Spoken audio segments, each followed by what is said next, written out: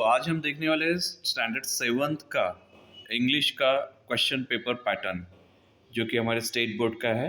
और generally seventh class की हम बात करेंगे तो वहाँ पर दो सीन पैसेजेस, एक स्टैंजा पोएम का स्टैंजा वगैरह कुछ दिया रहता है। जनरली अनसीन पैसेजेस नहीं होते, फिर भी हम ये मान के चलते हैं कि एक अनसीन पैसेज, एक सीन पैसेज। सीन पैसेज का तात्पर्य होता है कि आपके सिलेबस में का ही कोई एक पैसेज रहेगा और उसके ऊपर क्वेश्चंस रहेंगे, कुछ ग्रामेटिकल पोर्शन रहेगा।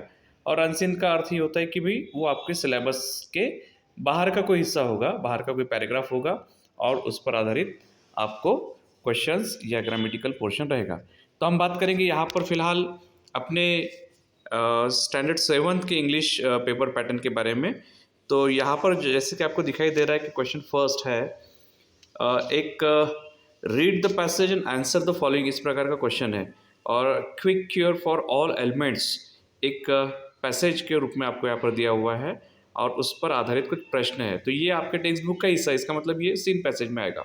इसका पहला प्रश्न है, guess the meaning of flock and flowers, और आंसर आपको लिखना है। तो इसका आंसर लिखने के लिए आपको इसी में से, यानी ये जो पैराग्राफ या पैसेज दिया हुआ है, इसी में से आपको ढूंढना है, इसी पर ही आपको ढूंढकर आंसर लिखना है। कि बाहर से यदि इसका मीनिंग निकल रहा है तो भी आपको वो नहीं देखना है, आपको सिर्फ पैसेज का ही प्रयोग करना है इसके लिए। Why is there question mark in the heading, आपको ये पूछा गया कि यहाँ पर जो हेडिंग है उस हेडिंग के अंदर क्वेश्चन मार्क क्यों दिया गया है, ये आपको बताना होगा। Which part of the news is reliable, और इस जो न्यूज़ आइटम या ये पैसेज में इसका सबसे रिलायबल हिस्सा कौन सा है, जसदा विश्वसनीय हिस्सा कौन सा है। Will Mary Baba and his followers like the news, और मेरी बाबा और उसके फॉलोअर्स को ये न्यूज़ पसंद आई कि नहीं आई, इसके बारे में प्रश्न पूछा गया। And what should you do when you fall ill, यदि आप बीमार पड़ते हो तो आप क्या करोगे, इस प्रकार का यहाँ पर प्रश्न पूछा है। उसके बाद फाइंड अपोजिट्स ऑफ, तो जनरली हम पैसेज में से ही अपोजिट वर्ड्स ढूंढेंगे। ऑर्डिनरी एंड ह्यूज, ऐसे दो वर्ड्स आपको दिए गए, उसका अपोजिट वर्ड जो है वो आपको पैसेज में से ढूंढकर लिखना है। उसके बाद है 7, give past tense form of wet और हैज़ का आपको पास्ट टेंस जो भी फॉर्म होता है वो आपको लिखना है। उसके बाद सेम वैसे ही है question second, read the passage answer the following. यहाँ पर भी close shoes not allowed in examination halls करके एक पैराग्राफ पैसेज आया हुआ है, उस पर आधारित कुछ प्रश्न है। What is the meaning of issued, issued इस वर्ड का मीनिंग क्या होता है। Who is conducting the test, अच्छा what is the meaning of issued, यहाँ पर आपको ये ध्यान में रखना है कि इशू और इश्यूड दोनों में फ़र्क है।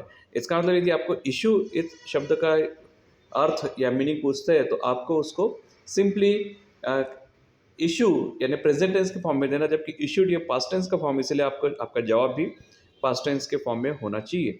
Who is conducting the test, test कौन ले रहा है। Analyse the don'ts from the passage, आपको इस पैसेज में से डूज एंड डोंट्स की जो लिस्ट है उसमें से डोंट्स कौन से है वो आपको लिखने हैं। What will be provided in the hall, hall में क्या प्रोवाइड किया जाएगा।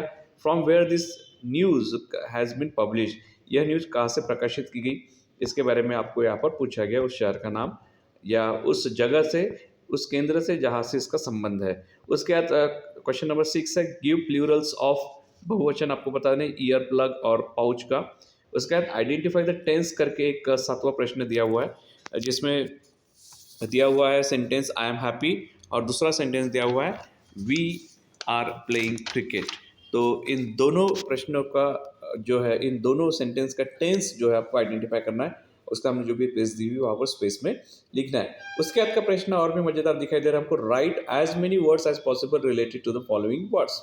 आपके सेंटर में वहाँ पर एक आपको वर्ड दिया हुआ है, जैसे मान के चलिए यहाँ पर दिया हुआ है मोबाइल, इससे रिलेटेड जो भी वर्ड्स है वो आपको लिखना है। मोबाइल संबंधित यदि सिम आ रहा है तो सिम, कॉल आ रहा है तो कॉल, ऐप्स आ रहे हैं तो ऐप्स, इस प्रकार से आप जो भी सोचते हैं आपके सबके आंसर अलग अलग हो सकते हैं। ठीक उसी प्रकार से और एक दूसरा दिया हुआ है टीवी, टीवी से रिलेटेड जो भी वर्ड्स आ रहे होंगे वो वर्ड्स आपको यहाँ पर लिखने, सीरियल, एडवर्टाइज या जो भी आप सोचते हो वो अलग अलग प्रकार के वर्ड्स यहाँ पर हो सकते हैं। जैसे कि मैंने आपको बताया था कि दो पैसेज के अलावा एक पोएम का भी हिस्सा होता है जो स्टैंजा के फॉर्म में रहता है और उस पर भी आधारित प्रश्न कुछ आपके लिए होते हैं। तो यहाँ पर क्वेश्चन नंबर 4 आपको दिखाई दे रहा है, read the poem and answer the following. Sleep baby sleep करके जो पोएम है, उस पोएम यानी ये भी सीन पोएम है, आपके टेक्स्ट में है ऑलरेडी, और इस पोएम पर आधारित आपको कुछ प्रश्न पूछे गए। पहला प्रश्न है, what is the name of animal that come in the stanza. इस स्टैंजा में जो भी एनिमल का नाम है उस एनिमल का नाम आपको बताना है। हु इज सिंगिंग ललबाय, ये ललबाय जो है वो कौन गा रहा है। What is the sounding instrument in the stanza, इस स्टैंजा में साउंडिंग इंस्ट्रूमेंट यानी आवाज करने वाला कौन सा वाद्य या यंत्र यहाँ पर आया हुआ है, वो आपको लिखना है। The word for sound of ship is, और साउंड ऑफ शिप के लिए कौन सा वर्ड यहाँ पर आया। इस प्रकार से बहुत ही आसान प्रश्न पूछे गए। क्वेश्चन नंबर 5 है give the rhyming words for, आपको राइमिंग वर्ड्स देने हैं शिप के लिए, D T H double E D के लिए और डी ओ जी डॉग के लिए। ठीक है, उसी प्रकार से मराठी या हिंदी में, यदि आपका मीडियम मराठी है तो मराठी, या हिंदी मीडियम है तो आपका हिंदी में आपको मीनिंग बताना है बेल, एंग्री और नॉटी इन वर्ड्स का। उसके बाद क्वेश्चन नंबर 5 आ रहा है complete the lines of the poem, आपको जो पोएम पढ़ाई गई है, आपके टेक्स्ट की पोएम है, आपने लर्न करी होगी, उस पोएम की लाइन्स को आपको पूरी करना है। Please don't blank space, then it's only blank space and then that's it, just blank space up to C. तो इस प्रकार से पोएम की लाइन को यदि आप कंप्लीट करते तो निश्चित तौर पर आपको 4 मार्क्स मिल जाएंगे। तो बहुत ही आसान सा लग रहा है यह सब कुछ। उसके बाद क्वेश्चन नंबर 6 आ रहा है translate the following sentences into your mother tongue, यानी आपको अपनी मातृभाषा में, यानी यदि आप हिंदी बोलते तो हिंदी, या मराठी बोलते मराठी, या फिर हम कहेंगे कि आपका मीडियम यदि मराठी है तो मराठी में, या माध्यम आपका हिंदी है तो हिंदी में आप इसका जवाब लिख पाएंगे। व्हेन डिड यू अराइव, आप कब आए। It was shocked, please don't read this poem, congratulations, well done. इस प्रकार के शब्दों का आपको सीधे तौर पर अर्थ, या हम कह सकते कि वाक्य का अर्थ लिखकर आपको ये प्रश्न पूरा करना। उसके बाद सबसे आखिरी जो प्रश्न होता है वो जनरली सभी लैंग्वेजेस में होता है, वो होता है एसे वाला। यहाँ पर भी एसे, राइट शॉर्ट एसे, आपको 2 टॉपिक 3 टॉपिक भी हो सकते हैं, उनमें से कोई भी एक जिसको आप अच्छे आसानी से लिख पाओगे, क्योंकि ये इंग्लिश सब्जेक्ट होने की वजह से आपको सेंटेंस कंस्ट्रक्शन की ओर ध्यान देना है, साथ ही साथ स्पेलिंग्स की तरफ भी ध्यान देना है।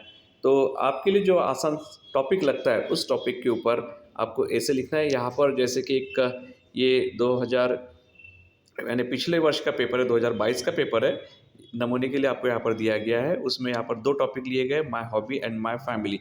इसमें से आपको जो भी लगता है जिसके ऊपर आप लिख पाएंगे कम से कम 8-10 लाइन, तो वह आपको चुनकर आपको ये जो ऐसे है वो पूरा कर लेना। तो इस प्रकार से आपका ये क्वेश्चन पेपर इंग्लिश का स्टैंडर्ड 7 का है। यह प्रश्न पत्र जो है ये पिछले वर्ष का है। जनरली इसी प्रकार के फॉर्मेट में क्वेश्चन पेपर आते रहता है। हो सकता है कि 2 पेज के जगह 4 पेज में वह छप कर आता हो, लेकिन फॉर्मेट जनरली ऐसे ही होता है, पैटर्न जनरली ऐसे होता है। तो आप इस पर आधारित जो भी प्रश्न है उसके आधार पर यदि पढ़ाई करते हैं तो निश्चित तौर पर आप सफल होंगे।